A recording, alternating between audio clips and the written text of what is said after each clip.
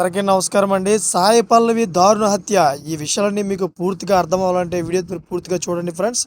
అప్పుడే మీకు పూర్తిగా అర్థమవుతుంది. అదేవిధంగా చాలామంది సబ్స్క్రైబ్ చేసుకోవట్లేదు. దయచేసి సబ్స్క్రైబ్ చేసుకోండి. ఇంకా లేట్ చేయకుండా ఈ పూర్తి వివరాలేంటో తెలుసుకుందాం.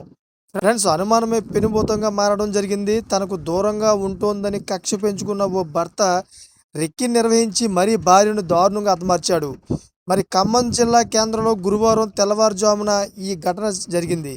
మరి జిల్లాలోని చింతకాని మండలం నేరడుకు చెందిన గోగుల భాస్కర్కు ఏపీలోని జగ్గయ్యపేటకు చెందిన సాయిపాలెంతో 15 ఏళ్ల క్రితం వివాహం జరగా పిల్లలు హర్షవర్ధన్, హేమేంద్ర ఉన్నారు. అయితే వివాహం అయినప్పటి నుంచి సాయిని అనుమానంతో వేధిస్తున్న భాస్కర్ ఆ తర్వాత మద్యానికి బానిసై పొలం, 2 ట్రాక్టర్లు అమ్మివేశాడు. ఆయనతో మార్పు రాకపోవడంతో సాయి ఏడాది క్రితం పిల్లలతో సహా జగ్గయ్యపేటలోని పుట్టింటికి వెళ్ళిపోయింది. అయితే ఆపై పిల్లలను ఖమ్మంలోని తన సోదరి వద్ద ఉంచి చదివిస్తోంది.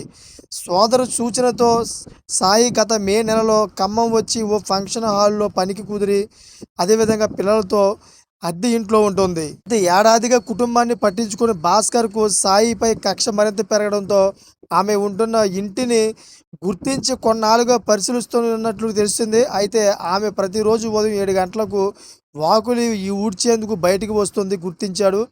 అయితే తెల్లవారుజామునే వచ్చి ఆమెపై కత్తితో దాడి చేసి అత్యంత దారుణంగా అయితే సాయిని చంపేయడం జరిగింది. Thank for watching friends.